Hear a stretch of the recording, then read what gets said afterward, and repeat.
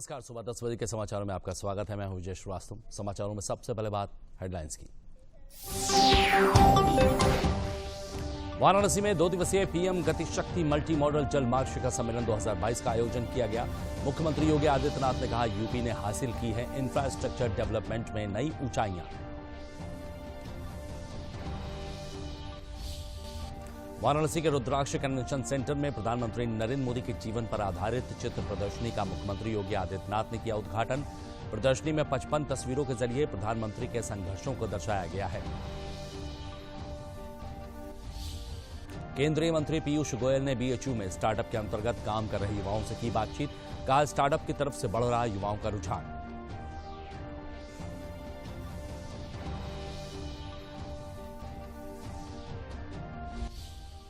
और मदरसा सर्वेक्षण में पूरे प्रदेश में 8,000 से ज्यादा मदरसे पाए गए गैर मान्यता प्राप्त।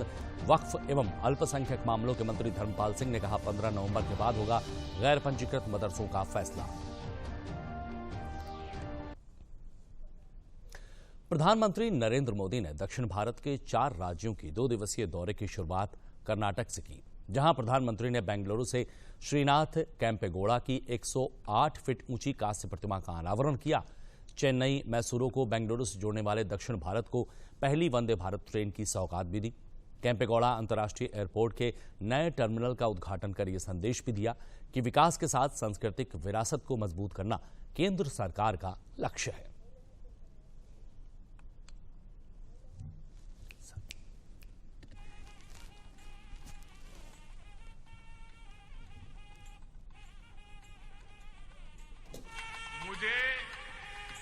नाड़ प्रभु कैंपेगौड़ा जी की 108 फीट की प्रतिमा के अनावरण और उनके जलाभिषेक का भी अवसर मिला।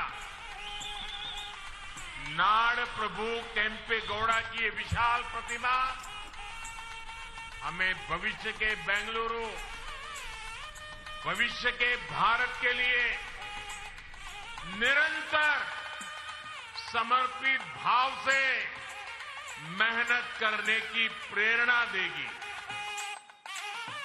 नाड़ प्रभु बेंगलुरु के संस्थापक के तौर पर जाने जाते हैं।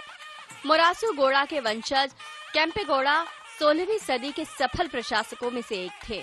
उन्होंने 1537 ईस्वी में बेंगलुरु किले और शहर की स्थापना की थी। इससे पहले उनके राज्य की राजधानी येलहंका थी। बेंगलुरु की स्थापना के वक्त कैंपेगौड़ा ने जलाशयों और पेड़ पौधों को खास स्थान देने के लिए लोगों को प्रेरित किया था। यही कारण है कि आज बेंगलुरु गार्डन सिटी के नाम से जाना जाता है। आधुनिक युग में स्पीड और स्केल की अहमियत को प्रधानमंत्री ने दोहराया। इसी कड़ी में दक्षिण भारत की पहली और भारत की 5वीं वंदे भारत ट्रेन को पीएम ने रवाना किया। ये ट्रेन जहां चेन्नई मैसूरू के बीच आवाजाही सुगम बनाएगी, तो वहीं दूसरी ट्रेन जिसे प्रधानमंत्री ने रवाना किया वो रही भारत गौरव काशी दर्शन। ये रेल भारत के आध्यात्मिक पुनरुत्थान और सांस्कृतिक विकास के साथ ही एक भारत श्रेष्ठ भारत की कड़ी साबित होगी। प्रधानमंत्री ने बताया कि मौजूदा भारत डिजिटल से लेकर फिजिकल स्तर पर एक नए अंदाज में काम कर रहा है और सोच आधुनिक और समावेशी है। नए आधुनिक और समृद्ध बेंगलुरु बनाने की ओर अहम रहा है टर्मिनल 2। 5,000 करोड़ रुपए की लागत से बने नवनिर्मित टर्मिनल का प्रधानमंत्री ने आज उद्घाटन किया। अब कैंपेगौड़ा अंतर्राष्ट्रीय एयरपोर्ट की क्षमता 5 से 6 करोड़ यात्री प्रतिवर्ष होगी। टर्मिनल 2 दुनिया को यूएस की ग्रीन बिल्डिंग काउंसिल द्वारा पूर्व प्रमाणित प्लैटिनम रेटिंग प्राप्त हो चुकी है। यहाँ अक्षय ऊर्जा के 100% उपयोग के साथ सस्टेनेबिलिटी के मामले में एक बेंचमार्क भी स्थापित किया गया है। टर्मिनल में 10,000 से अधिक वर्ग मीटर में हैंगिंग गार्डन है। साथ ही टर्मिनल कर्नाटक की विरासत और संस्कृति दोनों को सहेज रहा है। पीएम ने कहा कि एक और जहां बेंगलुरु में टर्मिनल की मांग पूरी हुई है, तो वहीं केंद्र देश भर में नए एयरपोर्ट भी बना रहा है। प्रधानमंत्री नरेंद्र मोदी ने विधान सौधा बेंगलुरु में संत कवि श्री कनकदास और महर्षि वाल्मीकि की प्रतिमाओं पर पुष्पांजलि अर्पित की। प्रधानमंत्री ने संत कवि कनकदास का एक भारत श्रेष्ठ भारत के प्रति योगदान, सामाजिक सुधार और सांस्कृतिक गौरव के प्रति योगदान को याद। वाराणसी के लालपुर स्थित दीनदयाल हस्तकला संकुल में 2 दिवसीय पीएम गति शक्ति multi modal waterways international summit 2022 का आयोजन किया गया। सम्मेलन में विचार व्यक्त करते हुए प्रदेश के मुख्यमंत्री योगी आदित्यनाथ ने कहा कि आज तकनीक के सहारे उत्तर प्रदेश सहित पूरा देश तरक्की कर रहा है। समाज के किसी भी वर्ग में तरक्की के लिए तकनीक का बहुत बड़ा योगदान है। प्रधानमंत्री नरेंद्र मोदी के प्रेरणा से केंद्र सरकार जो भी योजनाएं बनाती है, प्रदेश में उसको भली भांति लागू किया जाता है। कोरोना जैसी महामारी से निपटने में भी तकनीक ने अपना महत्वपूर्ण योगदान दिया है। कार्यक्रम में केंद्रीय जहाजरानी मंत्री सर्बानंद सोनोवाल ने कहा कि प्रधानमंत्री नरेंद्र मोदी की अगुवाई में देश के लोगों की आय की वृद्धि के लिए विभिन्न प्रकार की योजनाओं का संचालन किया जा रहा है। योजनाओं के संचालन में और केंद्रीकृत व्यवस्था में प्रधानमंत्री गति शक्ति का बहुत बड़ा योगदान है। जल क्षेत्र में आय की संभावनाओं को बढ़ाने के लिए इस प्रकार के सम्मेलनों का बहुत बड़ा महत्व है। जल मार्ग में अपार संभावनाएं हैं। पीएम गति शक्ति नेशनल मास्टर प्लान और नेशनल लॉजिस्टिक पॉलिसी दोनों कार्यक्रम में माननीय प्रधानमंत्री जी के मार्गदर्शन से पीयूष गोयल साहब ने बहुत मेहनत की है और इसके वजह से आज देश का हर प्रांत इस पॉलिसी का साथ जोड़ रहे हैं। और मेरा ये मानना है कि अलग अलग मंत्रालय को जो दायित्वभार दी गई है, हर मंत्रालय माननीय प्रधानमंत्री जी के मार्गदर्शन से आज निष्ठापूर्वक लगे हुए हैं। और उसी दिशा पर हम लोगों ने भी वाटरवेज की तरफ से भी ये 2 दिन का जो हमने बैठक बुलाया है, इस सेशन में वाटरवेज समिट कैसे हमारे जलमार्ग विकास हम कर सकते हैं। माननीय प्रधानमंत्री जी ने जलमार्ग विकास के जरिए जनता की जो क्षमता, जनता की शक्ति दोगुना बढ़ाने के लिए और उनके उपार्जन और उत्पादन शक्ति बढ़ाने के लिए, सशक्तिकरण के लिए जो हमें दिशा दी है, जो विजन दी है, उसी विजन को साकार करने में हमारा भी मंत्रालय लगे हुए हैं। उत्तर प्रदेश में एक ब्रिज बना था आज से लगभग 30 वर्ष पहले सरयू नदी में।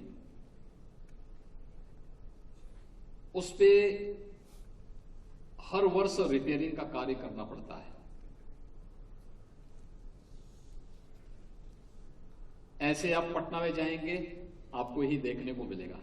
उसका एक लेन तो हमेशा रिपेयर में रहता है।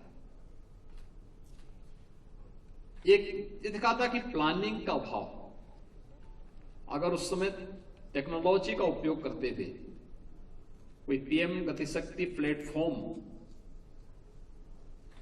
मौजूद होता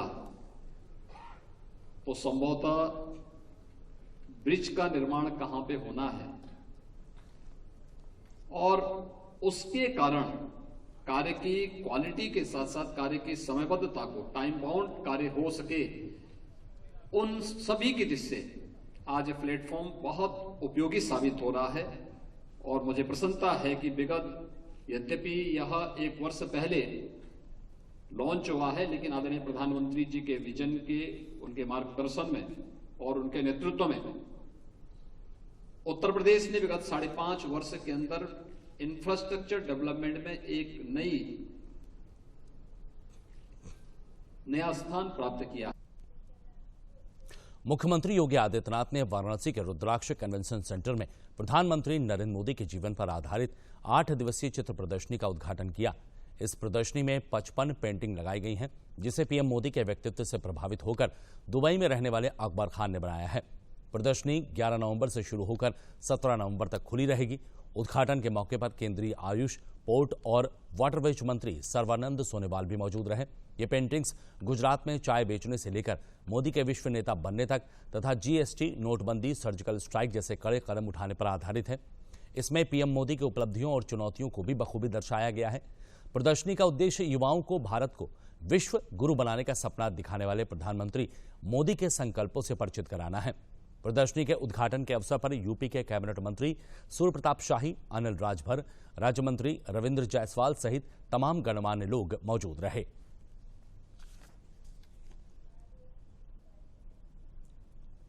चित्र प्रदर्शनी मोदी जी के जीवन से प्रेरणा लेकर के एक दुबई के महान चित्रकार अकबर रजा द्वारा ये जो बनाई गई है, जो चित्र प्रदर्शनी लगी हुई है, जिसमें मोदी जी के विभिन्न आयामों को दर्शाया गया है। मतलब मोदी जी जब चाय बेचने से लेकर प्रधानमंत्री बनने तक का पूरा सफर दर्शाया गया है इस चित्र के माध्यम से। और हर चित्र, हर पेंटिंग, हर फोटो अपनी एक अलग विविधता में जो है एकता को दर्शाता हुआ अलग ही एक छवि है। सब में एक अलग अलग थिंक है, अलग अलग सोच है।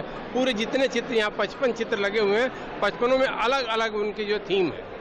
इस प्रदर्शनी में मोदी जी की जीवन गाथा, कैसे एक गरीबी से और चाय बेचने वाला व्यक्ति आज विश्व का सर्वमान्य नेता बनने जा रहा है। पूरे भारत में एक सर्वांगीण विकास का दौर चल रहा है। इसके पिछले चित्र में हम सब ने देखा। वाराणसी में केंद्रीय मंत्री पीयूष गोयल ने काशी हिंदू विश्वविद्यालय के अटल इंक्यूबेशन सेंटर में स्टार्टअप के अंतर्गत काम कर रहे युवाओं से बातचीत की। इस दौरान उन्होंने स्टार्टअप के द्वारा लगाए गए प्रदर्शनी का अवलोकन किया। इसके बाद सेंटर में महामना की प्रतिमा पर माल्यार्पण कर कार्यक्रम का शुभारंभ किया। इस दौरान उन्होंने अपने संबोधन में कहा कि कल तक भारत में कम पढ़े लिखे लोग व्यापार करते थे और पढ़े लिखे लोग नौकरी, लेकिन आज प्रधानमंत्री मोदी जी के द्वारा चलाई जा रही स्टार्टअप योजना से आज पढ़े लिखे युवा अपना कार्य कर रहे हैं और रोजगार के अवसर भी उपलब्ध करवा रहे हैं।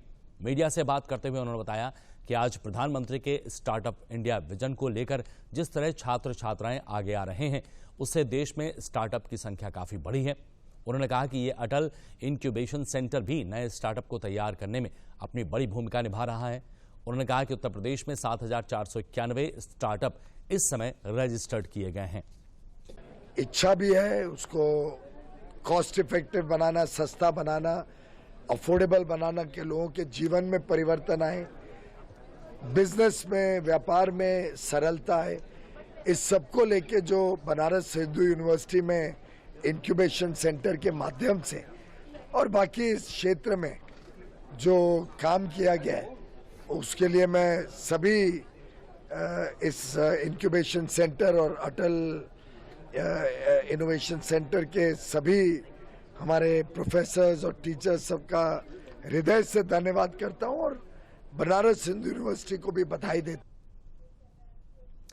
भारत सरकार कार्मिक लोक शिकायत और पेंशन मंत्रालय द्वारा तथा पेंशन भोगी कल्याण विभाग के द्वारा केंद्र सरकार ने पेंशन भोगियों के लिए डिजिटल जीवन प्रमाण पत्र के प्रचार का राष्ट्रव्यापी अभियान शुरू किया है। इस अभियान के तहत पेंशनर फेस ऑथेंटिकेशन तकनीक ऐप के माध्यम से अपना डिजिटल जीवन प्रमाण पत्र खुद जारी कर सकते हैं। इसको लेकर प्रयागराज के बमरौली SBI शाखा में 1 दिवसीय जागरूकता शिविर का आयोजन किया गया। शिविर में पेंशन भोगियों को डिजिटल जीवन प्रमाण पत्र को बढ़ावा देने और मोबाइल ऐप के जरिए फेस ऑथेंटिकेशन तकनीक की जानकारी दी गई। इस जागरूकता अभियान में पेंशन भोगियों ने उत्साहपूर्वक हिस्सा लिया। उन्होंने बताया कि इस सुविधा के आ जाने से बुजुर्गों को बड़ा लाभ पहुंचेगा। उन्हें अब अपने प्रमाण पत्र के लिए दर दर कार्यालयों में नहीं भटकना पड़ेगा।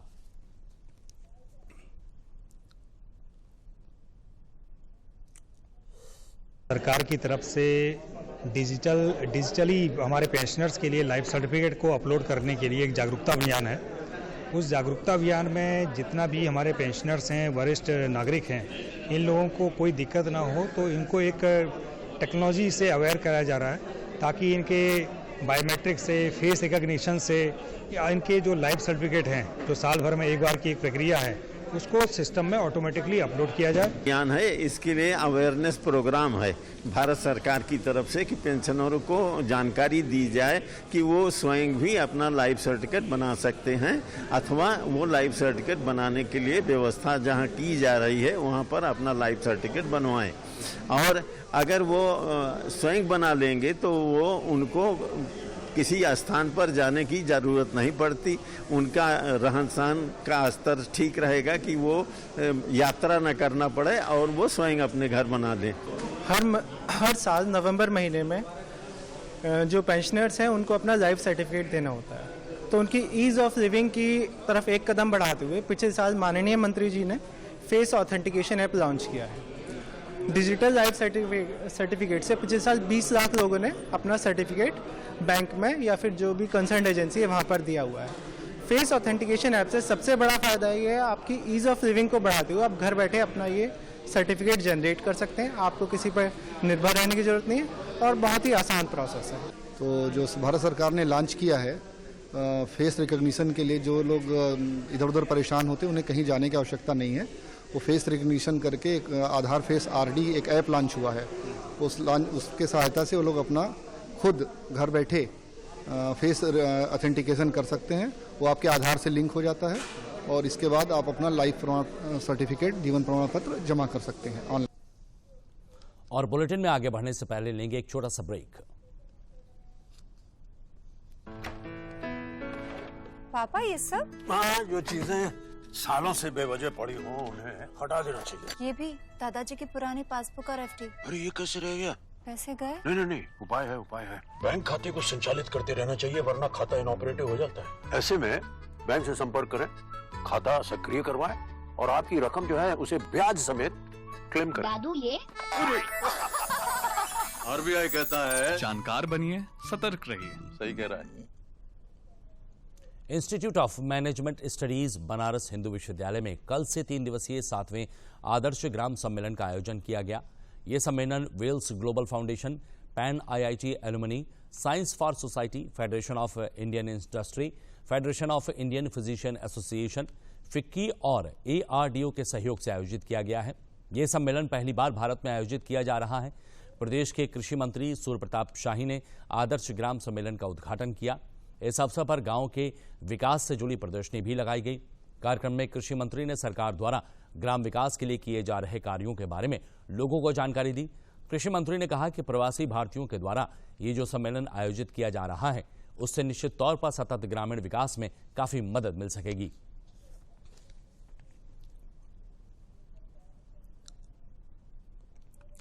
देखिए, आदर्श गांव की संकल्पना के साथ अस्थायी और टिकाऊ ग्रामीण विकास हो सके और अनवरत चलता रहे, उस पर जो है वो हमारे प्रवासी भारतीयों का एक बहुत बड़ा सम्मेलन यहाँ पर आयोजित हुआ है। और उन लोगों ने विगत 6 वर्षों से अनेक मुद्दों पर जो सतत विकास के लिए आवश्यक हैं उन पर उन्होंने चर्चा किया है। उसके निष्कर्ष के साथ एक कैसे इंटीग्रेटेड ग्रामीण विकास हो सके उस दृष्टि से वो उनके कुछ सुझाव होंगे। राज्य सरकार उनके सुझावों का स्वागत करेगी, स्वागत के साथ साथ उनके सहयोग से गांव को विकसित करने का काम भी करेगी। मदरसा सर्वेक्षण के बाद पूरे प्रदेश में करीब 8000 से ज्यादा मदरसे गैर मान्यता प्राप्त पाए गए हैं। 15 नवंबर के बाद इन मदरसों के भविष्य का फैसला किया जाएगा। ये बात उत्तर प्रदेश के वक्फ और अल्पसंख्यक मामलों के मंत्री धर्मपाल सिंह ने कही। बरेली पहुंचे प्रदेश के मंत्री धर्मपाल सिंह ने जिले के आला अधिकारियों के साथ बैठक की और गौशाला में गायों के रखरखाव को लेकर निर्देश दिए। बैठक के बाद मंत्री धर्मपाल सिंह ने आयोजित प्रेस वार्ता में कहा कि 15 जिलों के सर्वेक्षण की रिपोर्ट आनी बाकी है। रिपोर्ट आने के बाद गैर मान्यता प्राप्त मदरसों के भविष्य का फैसला किया जाएगा। वहीं उन्होंने मैनपुरी से सपा नेता डिंपल यादव के चुनाव लड़ने पर कहा कि सपा उनके परिवार की पार्टी है, इसलिए उन्हें टिकट दिया गया है। भाजपा लोकतांत्रिक पार्टी है, लोकतांत्रिक ढंग से टिकट का फैसला लिया जाएगा।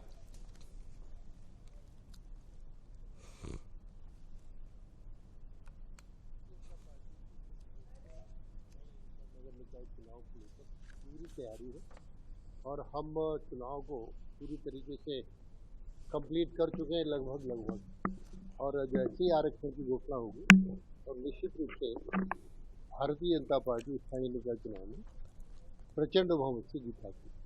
प्रजातंत्र में चुनाव तो सब लड़ते ही हैं।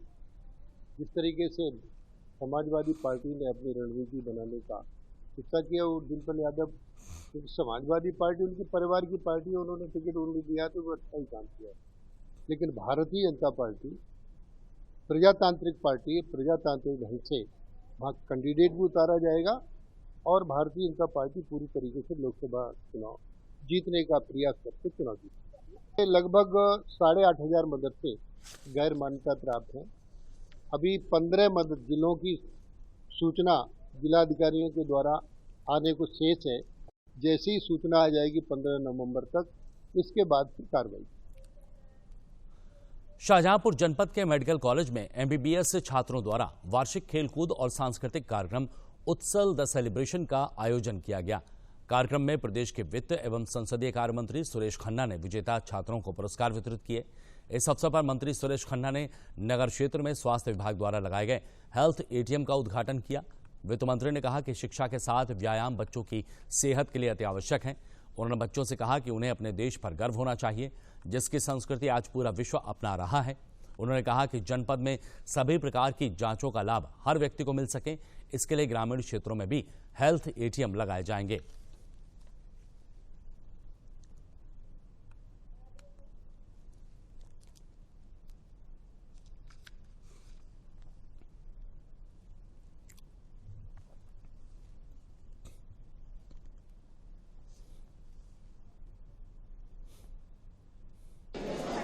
घंटों की पढ़ाई होती है, सबसे ज़्यादा व्यस्त लोग रहते हैं पढ़ने वाले डॉक्टर।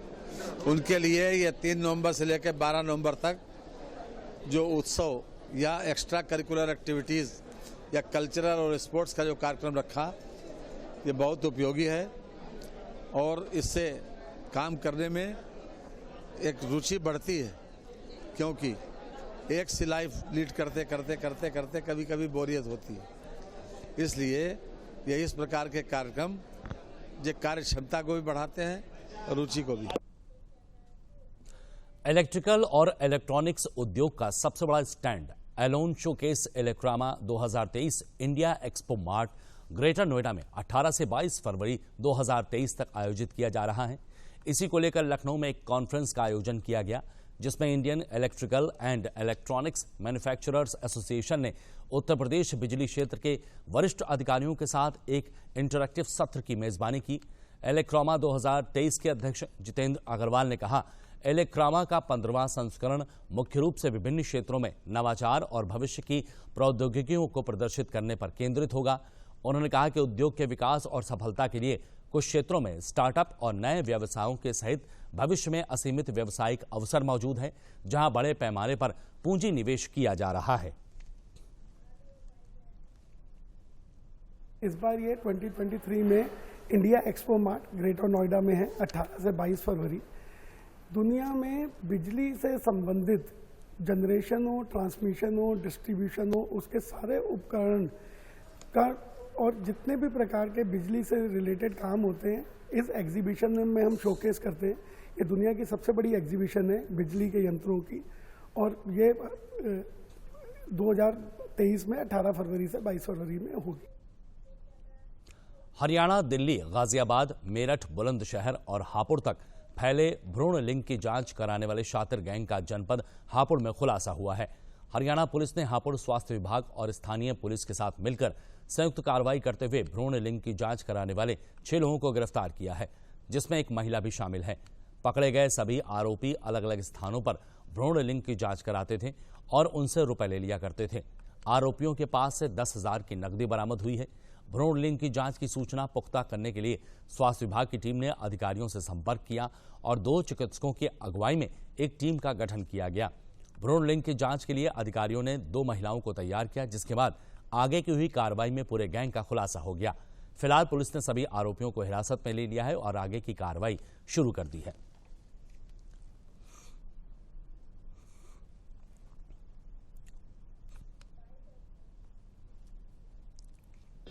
ये है कि हरियाणा की कुछ महिलाएं अपना लिंग परीक्षण हेतु हापुड़ में एकत्रित हुई थी और यहाँ पर इनको गाड़ी के द्वारा बुलंदशहर जिले में ले जाया गया था। वहाँ पर जगह भी हम लोगों ने डिटेक्ट कर लिया कि वहाँ बुलंदशहर के ग्राम बटोना में इसके लिंग परीक्षण की जांच कराई गई थी। जब गए तो वो आदमी मशीन लेके भाग चुका था, लेकिन जो इनके दलाल थे उनको पकड़ लिया गया और इनके खिलाफ हमारे द्वारा FIR दर्ज कराई गई। प्रयागराज में विद्या भारती अखिल भारतीय शिक्षा संस्थान द्वारा ज्वाला देवी विद्या मंदिर के प्रांगण में आयोजित 3 दिवसीय अखिल भारतीय सांस्कृतिक महोत्सव भारतीय संस्कृति का बोध कराने वाली प्रदर्शनी का लोकार्पण किया गया। विद्या भारती संस्कृति शिक्षा संस्थान कुरुक्षेत्र के निदेशक रामेन सिंह ने बताया कि इस प्रदर्शनी के अवलोकन से लोगों को भारतीय संस्कृति के विभिन्न पक्षों की जानकारी प्राप्त होगी। प्रदर्शनी में उत्तर प्रदेश और प्रयागराज के महत्वपूर्ण सांस्कृतिक तथा आध्यात्मिक दर्शनीय स्थलों का सचित्र वर्णन किया गया।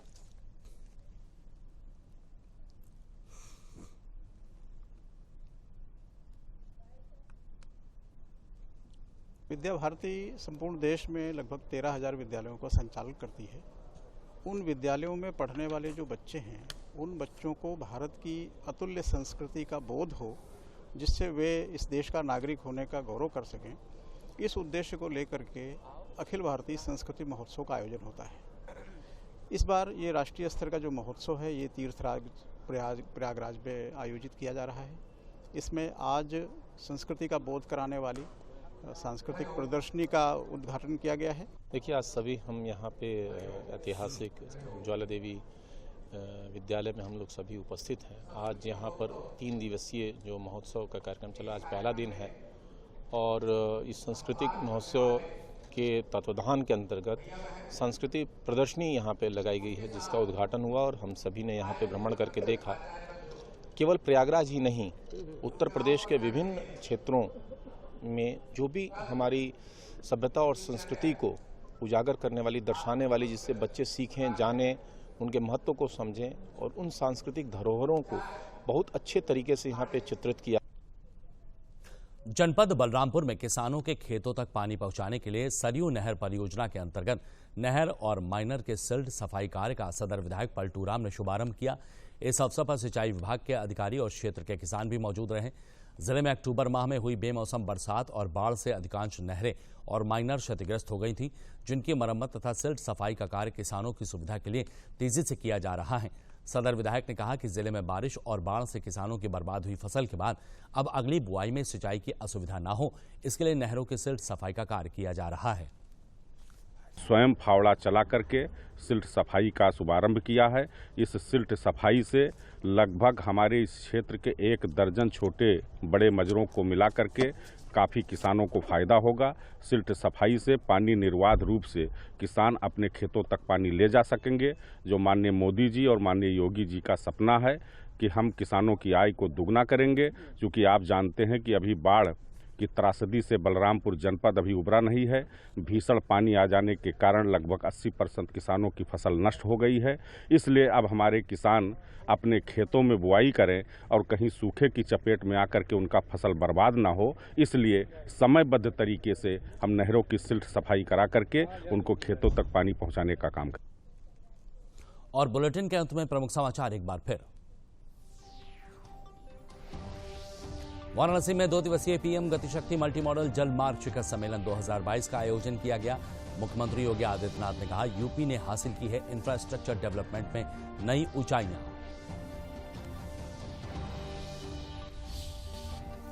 वाराणसी के रुद्राक्ष कन्वेंशन सेंटर में प्रधानमंत्री नरेंद्र मोदी के जीवन पर आधारित चित्र प्रदर्शनी का मुख्यमंत्री योगी आदित्यनाथ ने किया उद्घाटन।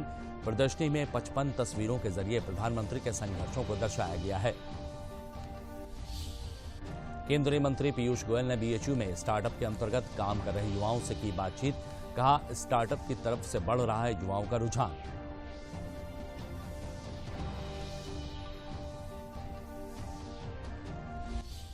और मदरसा सर्वेक्षण में पूरे प्रदेश में 8000 से ज्यादा मदरसे पाए गए।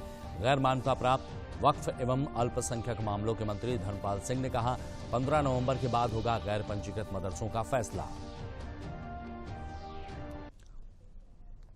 तो 10 बजे के बुलेटिन में फिलहाल इतना ही। दीजिए इजाजत। नमस्कार।